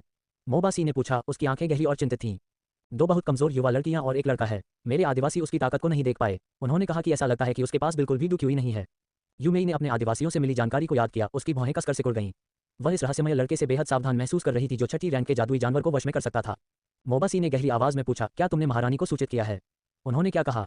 मैंने उन्हें सूचित किया था, लेकिन महारानी बहुत शांत लग रही थीं। उन्होंने मुझे केवल सूचना भेजने और आप सभी को बुलाने के लिए कहा था। यूमेई ने असहाय होकर सिर हिलाया। मोबासी के अविश्वास को देखकर यूमेई अपनी आंखें बंद करने ही वाली थी कि अचानक उसके चेहरे का भाव बदल गया। वह अचानक अपनी कुर्सी से उठ खड़ी हुई। वे यहाँ हैं। जैसे ही यूमेई ने शहर के बाहर कई लोगों की अचानक उपस्थिति को महसूस किया, मोबासी ने भी कुछ महसूस किया। जैसे ही उसने यूमेई के साथ एक नजर का आदान प्रदान किया, उसके चेहरे का भाव गहरा हो गया और वे दोनों तुरंत हॉल से बाहर निकल गए, जल्दी से आसमान में चढ़ गए। कुछ ही क्षणों बाद वे शहर की दीवार के ऊपर पहुंच गए, जो पहले से ही आपातकालीन लॉकडाउन की स्थिति में थी। उस समय शहर की दीवार के बाहर एक विशाल जादुई जानवर हवा में मंडरा रहा था, जिसके सामने कुछ ही दूरी पर कई आकृतियां तैर रही थीं। नए लोग गूहे और उनका समूह थे, साथ में यूं एकमात्र दू सम्राट विशेषज्ञ जिसे उन्होंने आमंत्रित किया था, काले रंग की पोशाक पहने हुए थे। मनुष्यों, आपने बिना अनुमति के हमारे क्षेत्र में अतिक्रमण क्यों किया? मोबासी ने गुस्से से चिल्लाया। हे, आप मोबासी होंगे, मोस्नैक जनजाति के नेता। गूहे धीरे से मुस्कुराते हुए आगे बढ़े। आप कौन हैं? मोबासी ने व्यंग्य किया। हे, मैं गूहे हूँ, मध्यम आयु वर्ग के व्यक्ति ने हल्की मुस्कान के साथ उत्तर दिया। गूहे, जियामा साम्राज्य के पिलकिंग। हे, ये नाम वाकई बहुत मशहूर है। गूहे नाम सुनकर यूमेई और मोबासी दोनों को थोड़ा आश्चर्य हुआ। हालांकि सर्प लोग शायद ही कभी मानव विशेषज्ञों को स्वीकार करते थे, लेकिन उन्हें गूहे जैसे मास्टर किमियागर को उचित सम्मान देना पड़ा, क्योंकि वे जानते थे कि उनके स्तर का कोई व्यक्ति कितना प्रभाव डाल सकता है। हे, प्रिय नेताओं, हम रानी मेडुसा के साथ कुछ महत्वपूर्ण चर्चा करने के लिए आपके कुलीन कबीले में आए हैं। क्या हम आपको महारानी से मिलने के लिए कहने के लिए परेशान कर सकते हैं? गूहे ने विनम्रता से मुस्कुराते हुए पूछा। महारानी से मिलें? क्षमा करें, हम ऐसा अनुरोध नहीं कर सकते। मोबासी ने बिना किसी हिचकिचाहट के अपना सिर हिलाया और सीधे मना कर दिया। गूहे, आपको अपने लोगों को लेकर जल्दी से चले जाना चाहिए। जैसे जैसे दोनों पक्षों के बीच स्थिति तनावपूर्ण होती गई, अचानक आकाश में एक विकृत स्थान से एक आकृति प्रकट हुई। शानदार बैंगनी वस्त्र पहने एक सुंदर महिला की अचानक उपस्थिति ने तुरंत ध्यान आकर्षित किया। उसका सुडौल शरीर भरा हुआ और आकर्षक, एक पके आड़ू की तरह एक सूक्ष्म आकर्षण बिखेर रहा था। उसके लंबे काले बाल उसके सुगंधित कंधों पर लापरवाही से बहते हुए उसकी पतली कमर तक गिर रहे थे। वस्त्र के नीचे एक बैंगनी सांप की पूंछ झांक रही थी, जो एक जंगली मोहक आकर्षण के साथ धीरे धीरे हिल रही थी, जिससे किसी का शरीर बेवजह गर्म हो जाता था। रानी मेडुसा, इस आकर्षक महिला के आगमन के साथ गूहे और उसके समूह को आखिरकार थोड़ा तनाव महसूस हुआ। यहाँ तक कि यून, जो खुद एक दू सम्राट थी, कुख्यात रानी मेडुसा का मुकाबला नहीं कर सकती थी। इस बीच दूसरी ओर तीव्र उड़ान के बाद एमेथिस्ट पंख वाला शेर राजा धीरे धीरे मेडुसा के पवित्र शहर के पास पहुंचा। छोटी परी डॉक्टर किंगलिन, आप दोनों यहाँ प्रतीक्षा करें, मैं जल्दी ही वापस आऊंगा। गूफी ने शेर को रोकते हुए दोनों लड़कियों को निर्देश दिया। उसे कुछ महसूस हुआ। वह जाने से पहले उन्हें याद दिलाने के लिए पीछे मुड़ा। छोटी परी डॉक्टर चिंतित महसूस करती है। भावनात्मक मूल्य जोड़ 100। किंगलिन चिंतित महसूस करती है। भावनात्मक मूल्य जोड़ 70। वे दोनों जानती थी कि गूफी कितना शक्तिशाली था, लेकिन उसके पवित्र शहर में प्रवेश करने का विचार ही उन्हें बेचैनी से भर देता था। सांप लोगों के, जो मनुष्यों से घृणा करते थे, गूफी के पास अलविदा कहने और तेजी से भागने से पहले उन्हें थोड़ा आश्वस्त करने के अलावा कोई विकल्प नहीं था। वह ठीक समय पर पहुंचा, क्योंकि गूहे और उसका समूह वर्तमान में पवित्र शहर के बाहर रानी मेडुसा के साथ एक मौन गतिरोध में था। गूहे और अन्य लोगों को ये पहचानते हुए देखकर कि बाहर की आकृति केवल रानी मेडुसा का भ्रम थी, और फिर बलपूर्वक पवित्र शहर में प्रवेश करते हुए गूफी ने जल्दी से उसकी दिशा निर्धारित की और चुपके से सांप लोगों के पवित्र शहर में घुसपैठ की। रानी मेडुसा ने स्वर्गीय ज्वाला की आभा को कई अलग अलग स्थानों पर फैलाया ताकि उन्हें भ्रमित किया जा सके, लेकिन गूफी स्वर्गीय ज्वाला की आभा से काफी परिचित था। पूरे पवित्र शहर में अपनी धारणा को फैलाते हुए गूफी की अपार मानसिक शक्ति ने उसे गूहे और उसके समूह की तरह लक्ष्यहीन रूप से भटकने के बिना जल्दी से सच्चे स्रोत का पता लगाने की अनुमति दी। जल्द ही गूफी शहर के पूर्वी हिस्से में पहुंच गया। एक विशाल मंदिर धीरे धीरे दिखाई देने लगा। अपनी आभा को पूरी तरह से छिपाते हुए वह मंदिर के पहरेदारों को अनदेखा करते हुए चुपचाप मंदिर की गहराई में चला गया। उसी क्षण गूफी की आंखों के सामने एक छोटी साफ झील दिखाई दी। झील के बीच में एक छोटा सा द्वीप था। द्वीप लहरदार पानी से घिरा हुआ था, जिस तक जाने के लिए कोई पुल नहीं था। झील शांत और शांतिपूर्ण लग रही थी, मानो कोई आसानी से बीच में स्थित द्वीप तक पहुंच सकता है। हालांकि झील में उड़ान रोधी उपाय लगे हुए थे और पानी भी जहरीला था। हालांकि गूफी इन बाधाओं को तोड़ सकता था, लेकिन उसने किसी को भी सचेत करने से बचने के लिए उन्हें सहना चुना। अगर कोई और होता तो शायद वे झील के जहर के सामने असहाय होते। हालांकि गूफी ने अपने शरीर को स्वर्गीय ज्वाला में लपेटना और तैरकर पार करना चुना। सी हॉट फ्लेम, जिसे उसने पहले हासिल किया था, इस स्थिति में अमूल्य साबित हुई। ज्वाला ने एक हल्की नीली रोशनी उत्सर्जित की, जो उसके शरीर को ढंक रही थी, जिससे गूफी ऐसा लग रहा था जैसे वह जल रहा हो, फिर भी पानी से बुझा नहीं है। द्वीप पर पहुंचने पर गूफी बिना रुके आगे बढ़ता रहा। स्वर्गीय ज्वाला की आभा का अनुसरण करते हुए उसने एक बांस का बाग देखा। वह जितना करीब गया, आभा उतनी ही मजबूत होती गई। द्वीप के केंद्र में आसपास के क्षेत्र के विपरीत एक खुला गोलाकार समाशोधन था।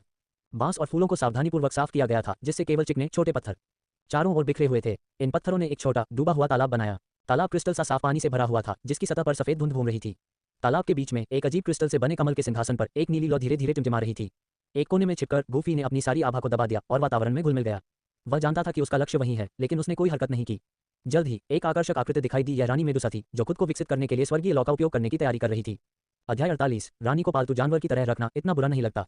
जब असाधारण रूप से सुंदर चेहरा उसके सामने आया तो गूफी एक पल के लिए स्तब्ध रह गया।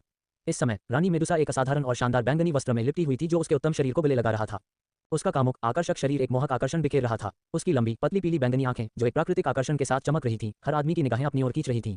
बैंगनी वस्त्र के नीचे उसकी बैंगनी सांप की पूंछ का एक हिस्सा आलस से हिल रहा था, जो एक जंगली और विदेशी आकर्षण को जारी कर रहा था। इस समय रानी मेडुसा की खूबसूरत आंखें छोटे से तालाब में सियान लॉ पर ध्यान से टिकी हुई थीं। लंबे समय तक सियान लॉ को घूरने के बाद रानी मेडुसा ने अचानक एक हल्की आह भरी आसमान की ओर देखा और फिर धीरे धीरे खड़ी हो गई। उसका उग्र रूप अपनी पूरी ऊंचाई पर उठ गया। ये समय है, उसने धीरे से बड़बड़ाया। बैंगनी वस्त्र के नीचे दो बर्फ सफेद भुजाएं उभरी, जबकि उसके नाजुक हाथों ने उसके सामने कई जटिल मोहरें बनाई। जैसे ही रानी मेडुसा के हाथों में मोहरें बदली, क्रिस्टल कमल का आसन अचानक हिंसक रूप से कांप उठा। अपनी सीमाओं से मुक्त सियान लॉ पलक झपकते ही एक भयंकर ज्वाला में बदल गई। रानी मेडुसा ने अपने लाल होठों को हल्के से काटा। उसके जैद जैसे हाथ धीरे धीरे उसके वस्त्र के बटन खोल रहे थे। अचानक एक परिपूर्ण जैद शरीर, जैसे कि स्वर्ग द्वारा गढ़ा गया हो, बांस के जंगल में नग्न दिखाई दिया। गूफी की सांस थोड़ी तेज हो गई और उसने महसूस किया कि उसका खून बढ़ गया है। उसके सामने का दृश्य बहुत ही लुभावना था। भले ही उसका ऐसा कोई इरादा न हो, लेकिन वह स्वाभाविक शारीरिक प्रतिक्रिया से बच नहीं सकता था। रानी मेडुसा के शरीर से एक चमकदार रोशनी फूट पड़ी, जो लगातार फैलती और सिकुड़ती रही। साथ ही एक गर्जनापूर्ण ध्वनि भी आई। गूफी इस तीव्र प्रकाश से प्रभावित नहीं हुआ। उसने अपनी आंखें बंद कर लीं और अपने आसपास हो रही हर चीज को महसूस करने के लिए अपनी आध्यात्मिक शक्ति का इस्तेमाल किया। उसने स्पष्ट रूप से एक विशाल बैंगनी सांप देखा, जो 10 मीटर से अधिक लंबा था, जो छोटे से द्वीप के ऊपर हवा में मंडरा रहा था। बैंगनी सांप का शरीर लंबा और शक्तिशाली था, जो एक निश्चित लालित्य को दर्शाता था। इसके हल्के बैंगनी रंग की पुतलियों में गूफी द्वारा सामना किए गए अन्य सांपों की क्रूरता का अभाव था। इसके बजाय ये शांति और स्थिरता प्रदर्शित करता था। इस दौरान गूफी बस चुपचाप रानी मेडुसा को देखता रहा, उसे बाधित नहीं किया। चूंकि रानी मेडुसा ने यह रास्ता चुना था, इसलिए ये या तो उसके विनाश की ओर ले जाएगा या 7 रंगीन स्वर्ग निकलने वाले अजगर में उसका विकास होगा। किसी भी स्थिति में गूफी जानता था कि वह ग्रीन लोड स्कोर फ्लेम का दावा करने में सक्षम होगा। जब रानी मेडुसा अपने विकास से गुजर रही थी, तब सांप लोगों के पवित्र शहर में एक भयंकर युद्ध चल रहा था। गूहे और यूनियन के समूह ने मेडुसा के पवित्र शहर में अपना रास्ता बनाया था, अलग अलग लपटों के निशान खोजने के लिए संघर्ष कर रहे थे। गूहे लपटों की उपस्थिति के प्रति संवेदनशील थे, लेकिन गूफी की तरह उन्हें आसानी से पहचान नहीं पाए। वे केवल सांप लोगों से भरे शहर में खूनी रास्ता बनाते हुए आंख मूंदकर खोज कर सकते थे। सांप लोग अंतहीन लग रहे थे। जैसे ही वे एक समूह को मारते, दूसरा कोने या छाया से निकल आता। गूहे ने तीव्रता से महसूस किया कि ये सांप लोग शायद समय के लिए रुक रहे थे। वे शायद सांप लोगों के मजबूत लड़ाकों से सुदृढ़ीकरण की प्रतीक्षा कर रहे थे। गूहे को एहसास हुआ कि यह बुरा था और चिल्लाया, अगर हम जल्दी से अलग अलग लपटों को नहीं पा सकते हैं, तो हमें तुरंत पीछे हट जाना चाहिए। लेकिन यून ने पश्चिम की ओर देखा और कहा, बहुत देर हो चुकी है। आभा से लगता है कि 8 महान जनजातियों का एक और नेता शायद आ रहा है। उसकी बातें सुनकर गूहे और अन्य लोगों के हाव भाव थोड़े बदल गए। पश्चिमी आकाश में एक लाल आकृति तेजी से शहर की ओर उड़ रही थी। लगभग 1 मिनट के भीतर लाल युद्ध ऊर्जा में लिपटा एक नर सांप व्यक्ति शहर के ऊपर दिखाई दिया। उसकी नजर हवा में घूमी और आखिरकार गूहे और उसके समूह पर खतरनाक ढंग से टिक गई। अरे इंसानों, हमारे पवित्र शहर में घुसने की तुम्हारी हिम्मत कैसे हुई? यह आदमी यान सांप जनजाति का नेता है, यानसी। हालांकि उसका स्वभाव उग्र है, लेकिन उसकी ताकत 8 महान जनजाति के नेताओं में सबसे ऊपर है। वह एक कठिन प्रतिद्वंद्वी है। गूहे के समूह में से एक ने अचानक प्रकट हुए सांप व्यक्ति को घूरते हुए भरते हुए कहा। ये सुनकर गूहे ने भौहें सिकोड़ी। उसकी नजर दुश्मन को स्कैन करते हुए उसने कहा, तो अब 3 दूर राजा हो गए। अच्छी तरह से तैयार होने के बावजूद गूहे को इतने सारे मजबूत सांप लोगों का सामना करने का दबाव महसूस हुआ। इस बीच बैंगनी विशाल सांप ने ऊर्जा अवरोध स्थापित करना पूरा कर लिया, कुछ बार आकाश का चक्कर लगाया और एक स्पष्ट धीमी चीख निकाली। फिर विशाल सांप बिना किसी हिचकिचाहट के सियान लॉ में डूब गया। अलग अलग लपटों के भीतर से पीड़ा की चीखें गूंज रही थीं। लगभग आधे घंटे के बाद आखिरकार लपटें कम होने लगीं। इस बिंदु पर बैंगनी सांप के एक बार के सुंदर तराजू अब जलकर काले हो गए थे। सांप, जो 10 मीटर से अधिक लंबा था, अब घटकर सिर्फ 2 या 3 मीटर रह गया था। यह अकल्पनीय था कि कितनी हड्डियां और कितना खून जल गया था। गूफी ने विस्मय की भावना महसूस करते हुए ध्यान से देखा। रानी मेडुसा की इच्छाशक्ति असाधारण थी। इतनी पीड़ा का सामना करने के बावजूद उसने इसे सहन किया। अगर वह होता, तो उसे संदेह होता कि वह इस तरह के दर्द को सहन कर सकता है। विशालकाय सांप के जले हुए कठोर शरीर ने अपनी काली हो चुकी त्वचा को उतारना शुरू कर दिया, जैसे कि कुछ छूटने वाला हो। अचानक एक 7 रंग की छाया बाहर निकली। गूफी ने इसे स्पष्ट रूप से देखा। उसके सामने एक छोटा सा सांप था, जो केवल 2 सेंटीमीटर लंबा था।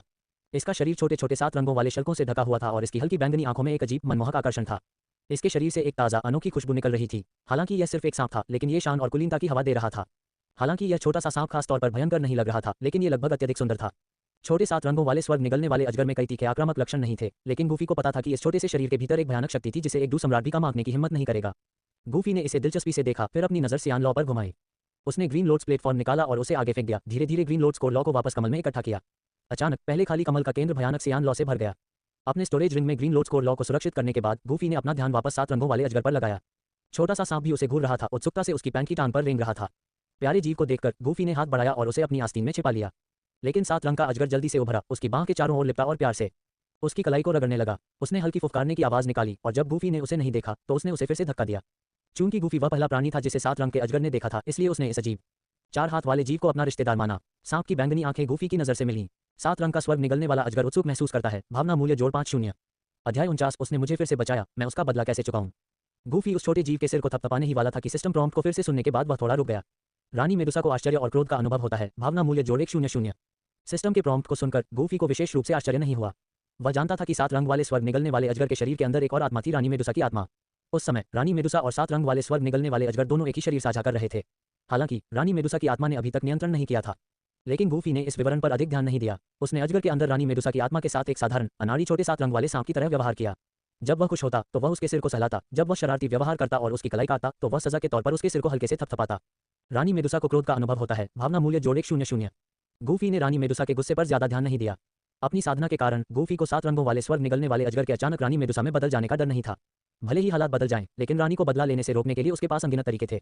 अटकलें लगाना व्यर्थ था, लक्ष्य सामने ही था। अगले ही पल जैसे ही मंदिर के अंदर गूफी ने ग्रीन लोड स्कोर फ्लेम को लिया, स्वर्गीय ज्वाला की आभा अचानक गायब हो गई।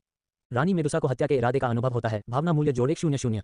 Dot dot dot. मंदिर के बाहर बैंगनी प्रकाश का पर्दा टूट गया और पहले से अभेद्य मंदिर के अंदर दरारें दिखाई देने लगीं। गूहे और उनका समूह मंदिर की ओर अपना रास्ता बना रहे थे। एक बार जब रानी मेडुसा द्वारा छोड़ा गया अवरोध पूरी तरह से टूट गया तो वे मंदिर में अपना रास्ता बनाने के लिए संघर्ष करते रहे। हालांकि गूहे और उनका समूह सांप लोगों द्वारा धीमा कर दिया गया आसपास के दुश्मनों से लड़ने के लिए संघर्ष किया। वह एक गोली पकड़े हुए था, उसे अपने बगल में किसी को फेंकने के लिए तैयार था जब वह अचानक जम गया। स्वर्गीय ज्वाला की आभा अचानक गायब हो गई और कोई भी अब इसकी उपस्थिति को महसूस नहीं कर सकता था। अंदर ऊर्जा में उतार चढ़ाव बेहद शांत है। स्वर्गीय ज्वाला के लिए क्या इसे रानी मेडुसा द्वारा नष्ट किया जा सकता था? गूहे ने मंदिर को ध्यान से देखा क्योंकि नीला धुआं धीरे धीरे फैल रहा था, वहीं सिकुड़ते हुए स्वर्गीय ज्वाला की आभा। क्या ये भी गायब हो गई है? अरे, स्वर्गीय ज्वाला कहाँ है? एक कीमियागर के रूप में गूहे स्वर्गीय ज्वाला की ऊर्जा के बारे में और भी अधिक जागरूक था। रानी मेडुसा की आभा अचानक गायब हो गई है। गूहे की आत्मा की धारणा ने जल्दी से पूरे द्वीप को कवर किया, हर कोने की जांच की, लेकिन वह अभी भी स्वर्गीय ज्वाला का कोई निशान नहीं पा सका। तुरंत गूहे के आमतौर पर शांत चेहरे पर क्रोध की एक दुर्लभ अभिव्यक्ति दिखाई दी। इस बीच सांप लोगों की जनजाति का पवित्र शहर एक मौत के सन्नाटे में डूब गया क्योंकि उनकी सबसे शक्तिशाली रानी की आभा गायब हो गई। क्या ऐसा हो सकता है कि रानी मेडुसा अपने विकास में विफल हो गई? अंत में एक सर्प व्यक्ति अब और नहीं रुक सका और दहाड़ता हुआ बोला, महारानी रानी।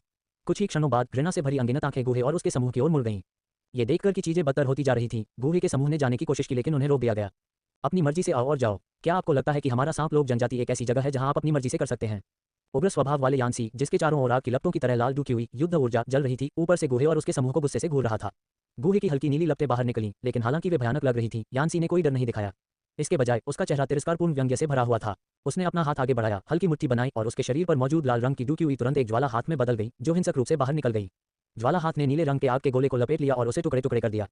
पहली ही बातचीत से यह स्पष्ट हो गया था कि यान्सी के पास ताकत के मामले में थोड़ा फायदा था। मैं उन्हें रोक लूंगा, तुम लोग स्वर्गीय ज्वाला को खोजो और फिर भागने का रास्ता खोजो।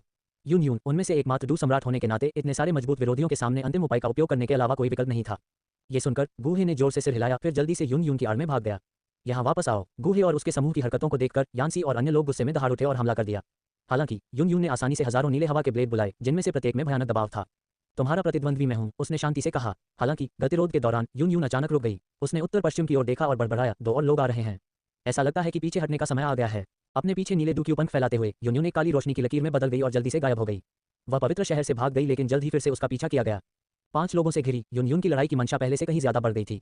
उसने अपनी लंबी तलवार खींची, उसकी हरकतें निगल की तरह हल्की थीं और उसने तेजी से सबसे नजदीकी व्यक्ति पर हमला किया। हरे रंग की पोशाक पहने सांप व्यक्ति पीछे हटना चाहता था, लेकिन तब तक बहुत देर हो चुकी थी।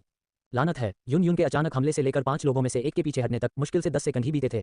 जब बाकी लोगों को होश आया तो हरे रंग की पोशाक पहने सांप व्यक्ति, जो सांप लोगों की जनजाति में शीर्ष रैंक में था, पहले से ही घायल हो चुका था और अस्त व्यस्त अवस्था में पीछे हट रहा था। वह बहुत तेज है, उससे अकेले मत लड़ो। 5 सांपों की जहरीली मौत की मोहर बनाओ। घायल हरे रंग की पोशाक पहने सांप व्यक्ति को देखकर भूरे रंग की पोशाक पहने बुजुर्ग ने उदास स्वर में चिल्लाया। फिर जब उन 5 ने सील बनाई तो कहीं से एक हल्की चमकती हुई ऊर्जा बाधा प्रकट हुई, जिसने उन्हें कसकर अपने भीतर घेर लिया। 5 सांप जहरीली मौत की सील, सक्रिय हो जाओ। एक पल में एक बहुत बड़ा ऊर्जा स्तंभ अचानक आकाश में दिखाई दिया। विशाल ऊर्जा स्तंभ मंथन करने लगा और एक पल में ऊर्जा स्तंभ 10 मीटर लंबे हरे ऊर्जा सर्प में बदल गया। यून यून ने हरे सर्प के साथ युद्ध किया और अधिक से अधिक सर्प लोग लड़ाई में शामिल होते रहे। हरा सर्प असाधारण रूप से मजबूत नहीं था, लेकिन अविश्वसनीय रूप से परेशान करने वाला था। अगर यह जारी रहा तो 10 डू हुआंग भी इसे खत्म करने के लिए पर्याप्त नहीं होंगे। इस समय आकाश से एक फीकी आवाज आई, मुझे उम्मीद नहीं थी कि जब हम फिर से मिलेंगे तो तुम इतने खतरे में होगे। यून यून को झटका लगा। भावना मूल्य जोड़ 100। अचानक यून यून ने एक जानी पहचानी आवाज सुनी। उसने अविश्वास में ऊपर देखा, तभी गूफी की गहरी काली आंखों से मिला जो हवा में चल रहा था। उसने अपनी उंगली से शून्य को हल्के से टैप किया और उसकी उंगलियों से एक ज्वाला निकली। विशाल हरे रंग का ऊर्जा सर्प ज्वाला को छूने से ही हिंसक रूप से तड़पने लगा और कुछ ही सांसों में पूरी तरह से गायब हो गया। उनके संयुक्त हमले के टूटने के साथ सांप लोगों की जनजाति के 5 डू राजाओं को गंभीर प्रतिक्रिया का सामना करना पड़ा। मोबासी को डर और संदेह का अनुभव होता है। भावना मूल्य जोड़ 2 क्या आप इस व्यक्ति को बचाने के लिए यहाँ हैं? गूफी ने उस पर एक ठंडी नजर डाली और एक विशाल दमनकारी शक्ति बाहर निकल आई। सांप लोगों की जनजाति के 5 डू राजाओं ने नजरें बदली, उनकी आंखें भय से भर गईं। यान्सी को डर का अनुभव होता है। भावना मूल्य जोड़ 5। सर, हम इस दिन का हिसाब याद रखेंगे। यान्सी और अन्य लोगों ने अपनी डुकी हुई वापस ले ली, एक कठोर शब्द छोड़ा और फिर आसपास के सांप लोगों को हार में ले गए। यून यून कृतज्ञता का अनुभव करता है। भावना मूल्य जोड़ 100। यून यून उत्साह का अनुभव करता है। भावना मूल्य जोड़ 100। मुझे इसकी उम्मीद नहीं थी, लेकिन उसने मुझे फिर से बचा लिया। मैं उसका बदला कैसे चुकाऊं? गूफी को पहचानने के बाद से यून यून की नजर कभी उससे हटी ही नहीं। यून यून कृतज्ञता और स्नेह का अनुभव करता है। भावना मूल्य जोड़ 100। ये व्यक्ति कौन है? इतना युवा, फिर भी उसके पास इतनी भयानक शक्ति है। दूर से जल्दबाजी में भागते हुए गूहे ने स्वाभाविक रूप से ये दृश्य देखा और पहली बार उसके शांत चेहरे पर एक बड़ी लहर उठी। गूहे सदमे और भ्रम का अनुभव करता है। भावना मूल्य जोड़ 5। अध्याय 50। सांप लोगों की जनजाति की विरासत। फिर भी कोई मुकाबला नहीं। हवा में लटकी हुई आकृति धीरे धीरे स्पष्ट होती गई और यून यून की खूबसूरत आंखें एक विशेष रोशनी से चमक उठी, क्योंकि उसे पहली बार आश्वासन की भावना महसूस हुई। यून यून को आश्वासन की भावना का अनुभव हुआ। भावना मूल्य जोड़ 100। धुंधले बादल संप्रदाय की नेता के रूप में वह हमेशा अपने दम पर हजारों लोगों की रक्षा करने वाली रही थी। उसे पहले कभी इस तरह से संरक्षित नहीं किया गया था और ऐसा केवल 2 बार हुआ था, वह गूफी की वजह से था। इसके अलावा गूफी का रूप युवा था और ऐसी दुर्जय ताकत थी। यून यून को कृतज्ञता की भावना का अनुभव हुआ। भावना मूल्य जोड़ 100। गूफी यून यून के बगल में उतरा। इससे पहले कि वह बोल पाता, यून यून ने ईमानदारी से उसे धन्यवाद दिया। धन्यवाद, आपने मुझे फिर से बचा लिया। यून यून को स्नेह का अनुभव होता है। भावना मूल्य जोड़ 100। गूफी ने उसे एक हल्की मुस्कान दी। हमेशा की तरह शांत और निर्मल दिख रही थी, उस प्रमुख व्यक्ति के विपरीत जिसने अभी अभी उसकी जमकर रक्षा की थी। यून यून ने उसकी आंखों में देखा, उसकी निगाहें चमकीली थीं और उसने अपना काला हुड नीचे कर लिया। शुरू में उसने सोचा था कि उनके आखिरी बिछड़ने के बाद वे फिर कभी नहीं मिलेंगे। यून यून को लालसा का अनुभव होता है। भावना मूल्य जोड़ 100। अप्रत्याशित रूप से खतरे के इस क्षण में ये गूफी ही थी जिसने उसे एक बार फिर बचाया था। इस समय गूफी के लिए यून यून की भावनाएं लगभग बह रही थीं। हालांकि वह अपने भीतर उठ रही भावनाओं को पूरी तरह से नहीं समझ पाई थी, लेकिन वह उसके करीब जाना चाहती थी। हालांकि जियाओ जियान और किंगलिन के विपरीत, जिनके पास कोई बोझ नहीं था और वे उसके साथ रह सकते थे, यून यून के पास नेतृत्व करने के लिए एक पूरा संप्रदाय था। ये कुछ भी नहीं है, गूफी ने एक शांत मुस्कान के साथ कहा। अगर सिस्टम के इमोशन वैल्यू प्रॉम्प्ट न होते तो गूफी को कभी भी यून यून के मूड में उतार चढ़ाव का पता नहीं चलता। वह गर्म हथेली फिर से उसकी पीठ पर दबाव डालती हुई प्रतीत हुई, जिससे उसका दिल कांप उठा। सिस्टम के प्रॉम्प्ट सुनते ही गूफी कुछ पल के लिए रुक गया। उसकी अभिव्यक्ति थोड़ी बदल गई। उसके पास बहुत सारी जिम्मेदारियां थीं, ऐसी चीजें जिन्हें वह चाहकर भी नहीं छोड़ सकती थी। यून यून मोह का अनुभव करती है। इमोशन वैल्यू जोड़ 100। उसके लिए उसकी भावनाएं सिर्फ स्नेह से परे थीं, कुछ और भी था। वह उसके बगल में शांति से खड़ी थी। उसका चेहरा काले हुड के नीचे ठंडा और नेक था। उसके लंबे बाल नीचे की ओर झड़ रहे थे। यून यून खुशी का अनुभव करती है। इमोशन वैल्यू जोड़ 100। यून यून द्वारा प्रदान किए गए इमोशन वैल्यू के माध्यम से गूफी ने उसके कुछ विचारों को समझा। उसे यून यून को सब कुछ छोड़कर उसके पीछे चलने के लिए मजबूर करने की कोई जरूरत नहीं थी। उनकी संक्षिप्त बातचीत के बाद गूफी जाने के लिए तैयार थी। उसके और यून यून के पास अपने अपने रास्ते थे और उनकी नियति ने केवल इस संक्षिप्त प्रतिच्छेदन की अनुमति दी। इसके बाद वे अपने अपने रास्ते पर चलेंगे, जैसे 2 रेखाएं जो फिर कभी नहीं मिलेंगी। गूफी ने इन विचारों को व्यक्त न करने का फैसला किया, क्योंकि वह जानता था कि यून यून समझ जाएगी, भले ही वह न चाहे।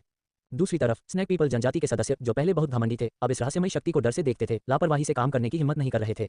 आखिरकार गूफी की ताकत उनकी कल्पना से परे थी। यहाँ तक कि 5 डू राजाओं, 5 सांप जहर सील के संयुक्त हमले को भी इस आदमी ने आसानी से तोड़ दिया था।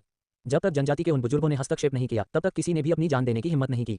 सांप पीपल जनजाति के पुराने नेताओं में से एक यिनशिन ने पवित्र शहर में वापस जाने से पहले गूफी को घबराहट से देखा। यून यून के साथ अपनी बातचीत खत्म करने के बाद गूफी एक पल के लिए चुप हो गया। यून यून जानती थी कि गूफी जाने वाला है, लेकिन वह उसे रोक नहीं पाई। यून यून अनिच्छा का अनुभव करती है। भावना मूल्य जोड़ 100। लेकिन जैसे ही उसने गूफी को जाने की तैयारी करते देखा, वह अचानक रुक गया। यून यून भ्रम का अनुभव करती है। भावना मूल्य जोड़ 100। गूफी की अभिव्यक्ति अपरिवर्तित रही, क्योंकि उसने चुपचाप उसे सूचित किया, कुछ पुराने राक्षस अपने छोटे जनजाति सदस्यों का समर्थन करने के लिए आ रहे हैं। उसने अभी अभी महसूस किया था कि सर्प पीपल जनजाति के पवित्र शहर में 4 निष्क्रिय डू सम्राट आभा अचानक चलने लगी थी। मूल रूप से चाहे वे सर्प पीपल जनजाति के साथ कैसे भी लड़े या उनके कितने ही लोगों को गूहे और यून यून ने पवित्र शहर में मार डाला, वे 4 डू सम्राट आभा नहीं हिली थी। गूफी अच्छी तरह से जानता था कि ये 4 लोग कौन थे। वे सर्प पीपल जनजाति की रीढ़ थे। हालांकि उनकी वृद्धावस्था के कारण वे शायद ही कभी कोई महत्वपूर्ण क्षण होने पर ही कोई कार्रवाई करते थे। वे लड़ने से बचते थे क्योंकि इससे उनकी महत्वपूर्ण ऊर्जा खत्म हो जाती थी। यही कारण था कि वे इतने लंबे समय तक जीवित रहे। यून यून ने भौहें सिकुड़ी और सर्प जनजाति के पवित्र शहर की दिशा में दूर आकाश की ओर देखा। हालांकि वह डू सम्राट स्तर पर पहुंच गई थी, लेकिन वह उन 4 बुजुर्गों से बहुत कमतर थी। वह केवल एक शक्तिशाली और दबंग आभा को तेजी से पास आते हुए महसूस कर सकती थी। मेरे सर्प पीपल जनजाति के साथ खिलवाड़ नहीं किया जा सकता, एक तीखी आवाज गूंजी। पास में खड़े स्नैक पीपल जनजाति के सदस्यों ने ऊपर देखा। उनके चेहरे खुशी और श्रद्धा से भरे हुए थे। वे 4 बूढ़े राक्षस आखिरकार आगे बढ़ रहे हैं, है ना? गूफी ने सोचा जब उसने 4 बुजुर्ग सर्प महिलाओं को शहर से तेजी से उड़ते हुए देखा। एक पल में 4 अत्यधिक दमनकारी आभाएं चारों ओर से घिर गईं। जैसे ही 4 सख्त दिखने वाली बुजुर्ग सर्प महिलाएं हवा में मंडरा रही थीं, उनके पीछे उनके डू क्यूई पंख बना रहे थे। उनकी आंखें गूफी पर केंद्रित थीं। गूफी के बगल में खड़े यून यून ने अविश्वास में बड़बड़ाया, 4 डू सम्राट। और स्नैक पीपल जनजाति अपनी संयुक्त आक्रमण तकनीकों के लिए जानी जाती है। चारों की संयुक्त शक्ति एक अकेले डू सम्राट से कहीं ज्यादा है, यहाँ तक कि डू पूर्वज स्तर तक पहुंचती है। ये बुरा है, यून यून ने अपने नाजुक चेहरे पर चिंता की मुद्रा के साथ कहा। उसने गूफी की ओर उत्सुकता से देखा। वह अकेली इन 4 का मुकाबला नहीं कर सकती थी। इस बीच गूहे और उसका समूह, जो पहले सोच रहा था कि गूफी के हस्तक्षेप की बदौलत लड़ाई जीत ली गई थी, भी पीला पड़ गया। सर्प जनजाति के बारे में उन्होंने जो जानकारी एकत्र की थी, उसमें इन 4 डू सम्राटों का उल्लेख बिल्कुल नहीं था। उन्हें उम्मीद नहीं थी कि सर्प जनजाति के पास इतनी दुर्जय विरासत होगी। इसके अलावा गूहे के अनुभव से यह स्पष्ट था कि ये 4 साधारण डू सम्राट नहीं थे, वे कुलीन वर्ग में से थे। इन डू सम्राटों में से एक भी गूहे के समूह को आसानी से कुचल सकता था। बड़ी सांप लोग जनजाति सेना और सांप लोग जनजाति के 8 कुलों का तो कहना ही क्या, जो अभी भी इस स्थान पर जुटे हुए थे। गूहे को जल्दी पीछे न हटने का अफसोस हुआ। उसने आह भरी, ये जानते हुए कि अब भागना लगभग असंभव होगा। हालांकि जब यून यून, गूहे और अन्य लोग चिंतित थे, गूफी का चेहरा शांत था। 4 डू सम्राटों के अचानक प्रकट होने के बावजूद भी कोई परेशानी नहीं दिख रही थी।